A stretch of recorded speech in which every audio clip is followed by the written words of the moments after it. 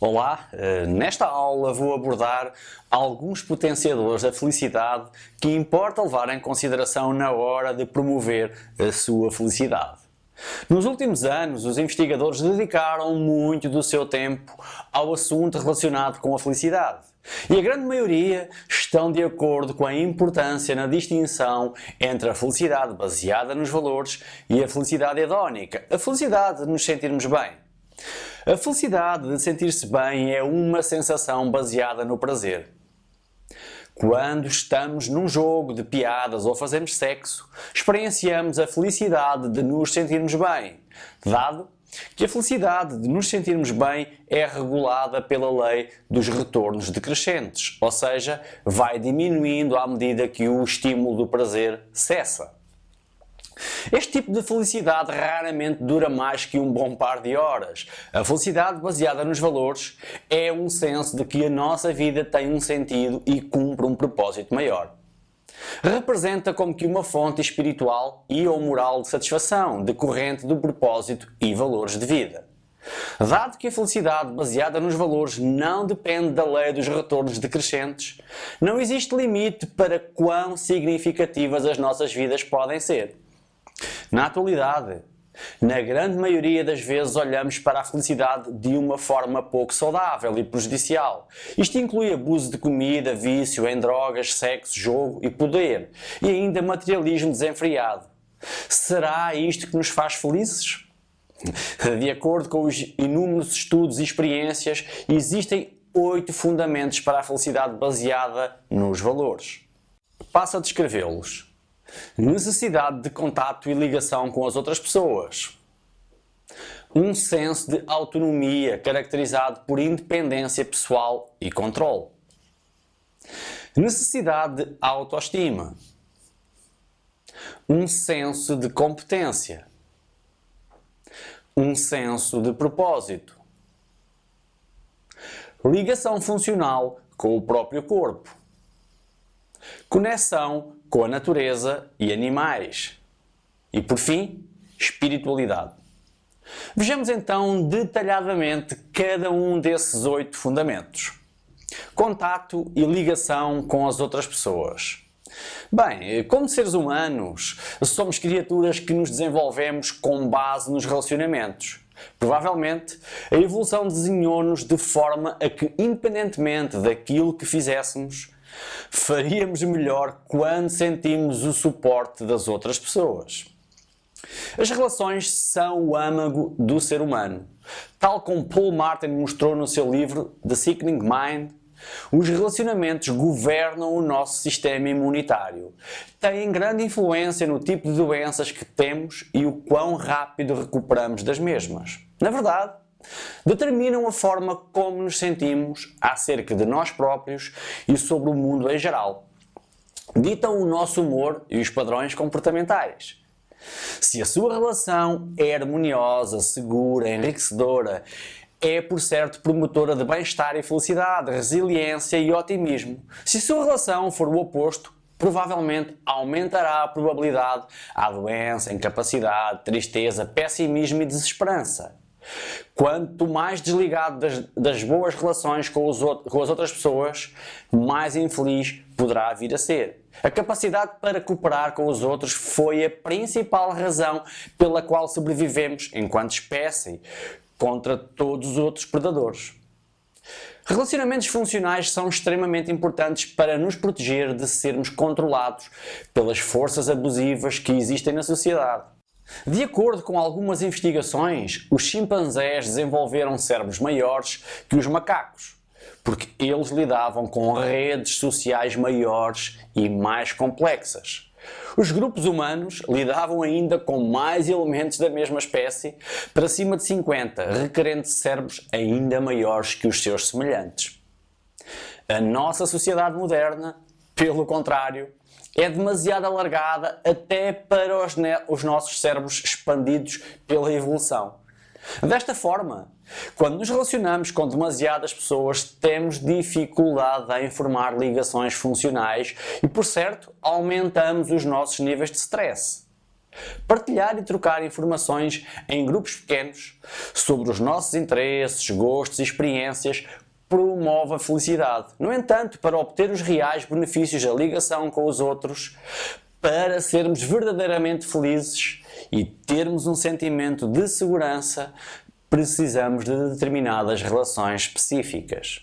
Os seus relacionamentos devem preencher as suas necessidades humanas fundamentais, como segurança física, segurança emocional, atenção e importância.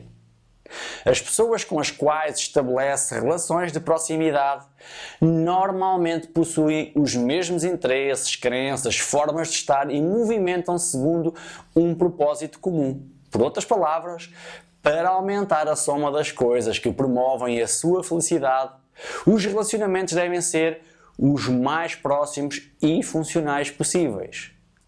Com suporte, lealdade e pessoas amistosas perto de si, você temerá a exclusão e torna-se mais otimista, positivo e emocionalmente saudável. O segundo fundamento é a autonomia. A autonomia é um sentimento de independência e um senso de estar em controle sobre os seus relacionamentos e destino.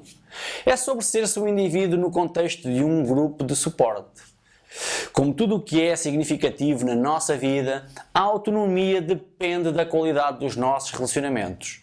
Sem isso, a segurança é comprometida, o que dificulta a felicidade. Na presente sociedade, muito poucas pessoas possuem autonomia total. De certa forma, todos nós possuímos crise de identidade. Todos nós estamos constantemente na iminência de perder a nossa individualidade.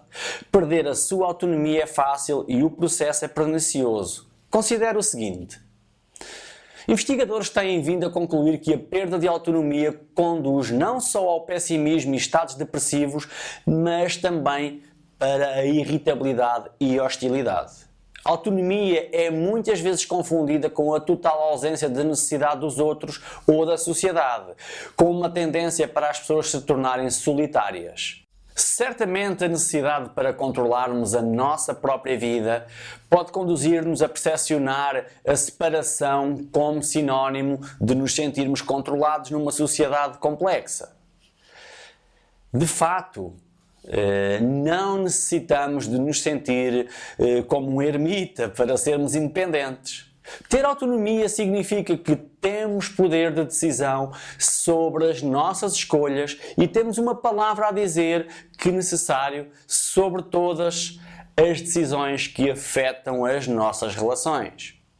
Autonomia significa estar ciente das suas possibilidades e capacidades, compreendendo os seus limites. Isto significa que as outras pessoas veem-nos como um indivíduo com necessidades, direitos, assim como um elemento pertencente à sociedade ou como membro de um determinado grupo, tais como consumista, pai, criança, jogador, aluno, trabalhador. Quando você se torna um número ou em estatística, perde o senso de autonomia. Quanto menor for o controle que temos na nossa vida, mais assustados e inseguros nos tornamos. Iniciamos uma postura de controlador e receamos que a autonomia dos outros seja uma ameaça direta. Ou tornamos-nos medrosos, submissos, depressivos e pessimistas. Mas este processo pode ser revertido quando você tem uma autonomia assertiva e funcional. Você deve reter o seguinte: a autonomia pode definir-se como a habilidade para pensar, sentir, tomar decisões e agir por conta própria, assim como tomadas de decisões que envolvem não só o próprio indivíduo, mas também as relações que estabelece com os outros membros da família, os seus pares ou pessoas fora do ambiente familiar. Neste sentido, podemos identificar que, na nossa realidade, existe certa confusão quando nos referimos a esta temática. Por vezes, relacionamos a autonomia na crença do controle da sua própria vida. Outras vezes relacionamos com a possibilidade de sermos livres, considerando a liberdade como possibilidade de fazer o que se quer, independentemente dos desejos e responsabilidade. Como se a nossa liberdade excluísse o outro, como se fosse necessário desvinculação dos laços com as outras pessoas. Nada disso. Deixo uma dica. Autonomia, como hoje é entendida, supõe que você possa, sim, ser livre, porém, continuando a manter seus vínculos de relacionamento. O terceiro fundamento é a autoestima. Você não pode ser feliz ou otimista se não se sentir bem consigo próprio. E você não consegue sentir-se bem acerca de si mesmo num vácuo. A autoestima é uma função da percepção que tem sobre como as outras pessoas o veem ou você se vê a si mesmo. Ela sobressai quando você é elogiado, tratado como importante ou lhe é dada a atenção apropriada. A autoestima tem tendência a diminuir quando algumas destas três componentes não se verificam. Na verdade, parece existir interesse para algumas pessoas ou alguns grupos sociais que você tenha uma baixa autoestima, dado que não irá reclamar tanto no seu trabalho, ainda que não seja tão eficaz. Não defenderá os seus interesses de forma aguerrida e comprará mais coisas que não lhe são necessárias na tentativa de se sentir melhor. Você tem mesmo de reter o seguinte: a verdadeira autoestima constrói-se através do suporte, do elogio, do encorajamento que você recebe daqueles que o rodeiam, mas igualmente de você próprio. Isto permite que você consiga ultrapassar as crenças negativas acerca de si mesmo, provavelmente ainda vindas de quando era criança. O quarto fundamento é a competência. O senso de competência faz parte da sua autoestima e relaciona-se com a percepção do quão bem você é funcional na sua vida. Algumas pessoas percepcionam-se competentes em determinadas áreas, mas ainda assim mantêm uma baixa autoestima. Sem uma forte crença de que desempenha bem e de forma eficaz determinadas tarefas e que estas capacidades são importantes e decisivas para os que o rodeiam, você não terá autoestima nem felicidade. Na verdade, não conseguirá ser autónomo, nem funcional na sua vida. Estes conceitos estabelecem uma relação de reforço entre si. Se um estiver afetado, toda a sua capacidade funcional fica comprometida. A sociedade, os nossos pais e as pessoas em geral jogam um papel bastante significativo na construção da nossa competência. Por este fato, ela constrói-se na relação com os outros. São os outros significativos que nos impulsionam, que nos apoiam e mostram os caminhos para uma competência mais funcional. E assim conseguirmos munir-nos de ferramentas para podermos atingir os nossos objetivos. Por este motivo, quando toca à felicidade, também os outros jogam um papel preponderante para que possamos, juntamente com eles, sentir a vibração do bem-estar, a satisfação de expressarmos a energia do nosso contentamento, a felicidade. Retenha o seguinte: nunca é tarde para trabalhar no seu senso de competência. Procure criar um ambiente que lhe dê suporte para fazer aquilo que melhor faz. Torne as pessoas à sua volta em seus aliados, não críticos desmedidos, mas os que o apoiam, se interessam e lhe permitem mostrar o que de melhor existe em si. O quinto fundamento é o propósito. Pode ser muito incomodativo perguntar: porque é que estou aqui? E dar por você a não obter a resposta, ou inclinar-se a responder aquilo que a nossa sociedade nos empurra a sentir, que o nosso propósito é ganhar dinheiro. Sem dúvida que o dinheiro é algo importante nas nossas vidas, é dele que vivemos ou sobrevivemos. Mas você concordará comigo que não deverá ser o nosso fim último, mas sim uma via para que possamos construir um propósito de vida que nos permita relativizar os acontecimentos do nosso dia-a-dia. Mais tarde ou mais cedo acabamos por perceber que os valores enriquecem a vida. O tempo encarrega-se de nos retirar a pretensão, seja pela idade, doença física ou emocional, um mau investimento, uma alteração nas políticas económicas. Sem um senso de propósito, arriscamos-nos a entrar na via da depressão e pessimismo. O trabalho é apenas uma parte da nossa vida. Devemos esforçar-nos para encontrar um significado fora da esfera económica ou de alguns papéis que representamos na vida. devemos procurar um propósito que nos realize e nos liga aos outros, no sentido de estimular o impulso inato de vivermos em grupo e para o grupo, e assim caminharmos para a felicidade sustentada. O sexto fundamento é a ligação com o corpo. Há alguns milhões de anos atrás, para os nossos ancestrais, terem uma visão separada do corpo teria sido quase tão ridículo como verem separados do contexto do seu grupo. Sentir a brisa na pele, correr, deitarem-se no chão, sentir o calor do sol ou da água fria, arremessar de forma precisa uma lança, o prazer do sexo, tudo proporcionava uma enorme fonte de bem-estar e felicidade. Para muitos, estas e outras sensações corporais continuam a proporcionar bem-estar.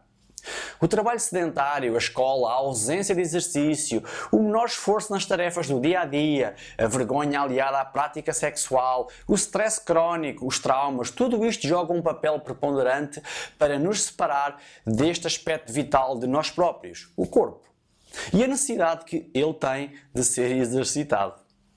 O nosso corpo e a nossa relação que possamos desenvolver com ele é sem dúvida uma mais-valia para o bem-estar e felicidade. Na verdade, nós somos só corpo, nas suas mais variadas expressões. Deste emergiu uma consciência que nos fez os seres mais inteligentes na Terra. É importante que essa consciência nos faça estar cientes das necessidades que o corpo tem e o quão satisfação e prazer retiramos dele, numa relação simbiótica de felicidade. Ignorá-lo, maltratá-lo é colocar-nos mais afastados de nós próprios e da nossa felicidade. Deveremos então olhar para o corpo como uma experiência física e fonte de capacitação e felicidade. O sétimo fundamento é a conexão com a natureza. Todos nós já experienciamos um senso de união e serenidade e contentamento com a natureza. O seu poder deslumbrante, a sua beleza, a sua energia e a ligação que nos transmite deixa-nos rendidos à imensidão da sua maravilha. Estejamos numa montanha, numa floresta, no deserto, o mar, num lago, sentimos perto das nossas origens, perto do natural. Nós. A grande maioria de nós somos sensíveis à destruição da natureza, seja de uma floresta ou pela extinção de um animal, pela degradação e poluição dos nossos rios, pelos fogos que deixam ao seu redor uma enorme devastação e cenário horrendo. Quem não já se sentiu perturbado por um destes cenários?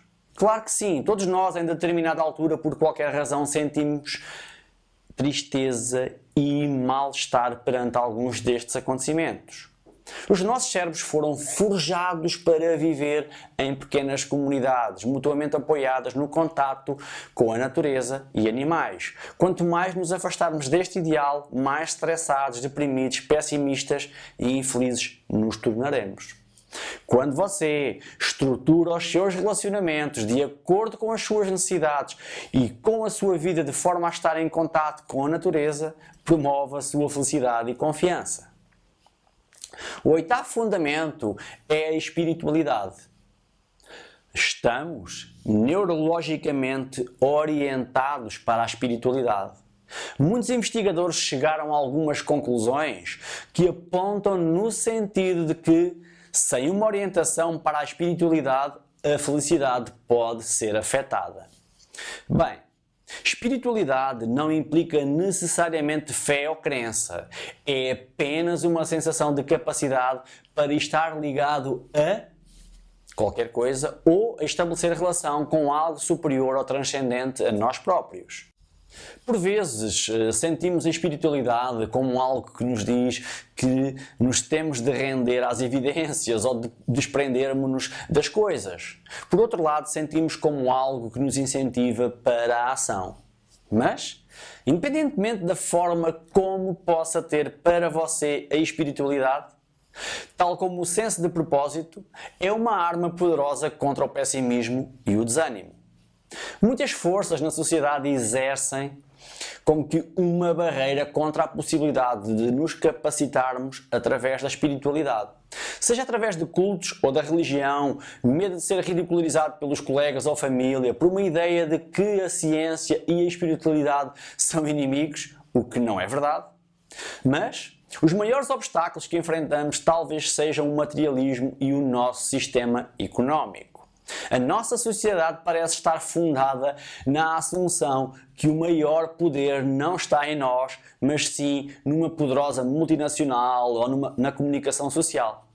Por vezes, quando estamos cheios de dúvidas, receios ou desesperados, descobrimos a nossa espiritualidade funcional.